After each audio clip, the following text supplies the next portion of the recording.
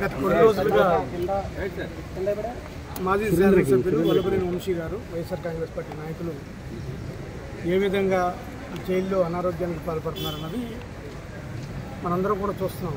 వివిధ ఛానల్స్ ద్వారా, ఆయన విజువల్స్ ద్వారా, ఆయన నడిచే విధానం ద్వారా ఆయన ఏ విధంగా అస్వస్థతకు గురయ్యారు, ఏ విధంగా బలహీనతకు గురయ్యారని మనం చూస్తున్నాం.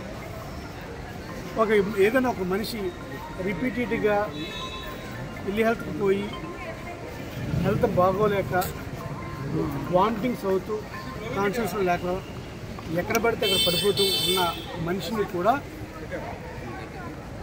జ్యుడిషియల్ రిమాండ్ రూపంలోనో లేకపోతే కస్టడల్ రిమాండ్ రూపంలోనో పోలీసులు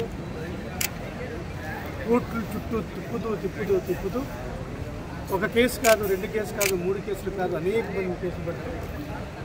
ప్రతి కేసులోనూ బెయిల్ వస్తుంటే బెయిల్ వచ్చే క్రమంలో మరొక కేసు పెడుతూ పీటీ వారెంట్లు పెడుతూ ఒక మనిషిని ఏ విధంగా హింసించాలో, ఏ విధంగా టార్చర్ చేయాలన్నది కొంతమంది పెద్దలు దీని మీద పన్నాగం పండి ఎట్టి పరిస్థితుల్లో కూడా వంశీ గారిని మరింత టార్చర్ పెట్టాలి, మరింత హింసించాలని చెప్పి అని వాళ్ళు తరించి ఈ విధంగా టార్చర్ చేస్తున్నారు.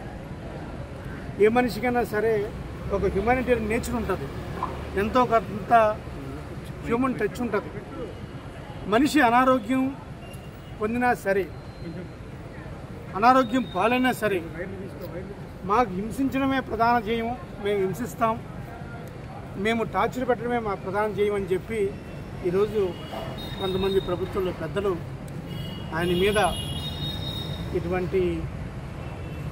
ఎటువంటి చర్య అనాలో అర్థం కావట్లేదు, అటువంటి చర్యకు పాల్పడుతున్నాడు. ఈరోజు హాస్పిటల్ పాలైనా సరే, ఇన్ఫ్యాక్ట్ హాస్పిటల్లో ఆయనకి అడ్మిషన్కి అవన్నీ అవకాశాలు ఉన్నప్పటికీ కూడా హాస్పిటల్ కూడా మేనేజ్ చేసి ఆయన ఎట్టి పరిస్థితుల్లో అడ్మిషన్ రాకూడదని చెప్పి కొంతమంది వ్యక్తులు ఒక మనిషి బాగోపోయినా సరే అడ్మిషన్ నిరాకరించడం అనేది మనం చూస్తున్నాం. ఈ ప్రభుత్వంలో ఉన్న పెద్దలకు ఇది తగదు. ఎందుకంటే దేనికన్నా ఒక లిమిట్ ఉంటుంది. మనిషి ప్రాణం కన్నా మీకు ఇంకేం కావాలి? మీరు ఒక మనిషి ప్రాణంతో చెలగటమాడుతున్నారు, ఒక మనిషి ప్రాణాన్ని పణంగా పెడుతున్నారు, ఒక మనిషి ప్రాణాన్ని మీరు చాలా ఈజీగా తీసుకున్నారు.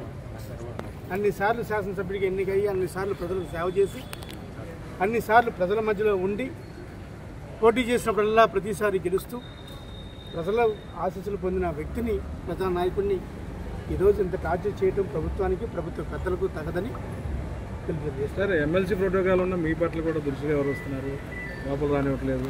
ఇప్పుడు వాళ్ళు చెప్పేది ఏంటి? నేను వెళ్ళినా సరే, నేను కలవాలనుకున్నా సరే జ్యుడిషియల్ రిమాండ్లో ఉన్న ఖైదీని ఎవరు కలవకూడదని చెప్తారు. మంచిదే, మేమేం కలవట్లేదు. మేము కలిసి మేమేదో ఆయన చేయాలని కాదు, దూరం నుంచి చూసి కనీసం మనిషి ఎలా ఉన్నాడు, ఒక మనిషి అంటే ఒక మనిషికి సానుభూతి ఉంటుంది కదా, ఒక హ్యూమన్ టెండెన్సీ ఉంటుంది కదా.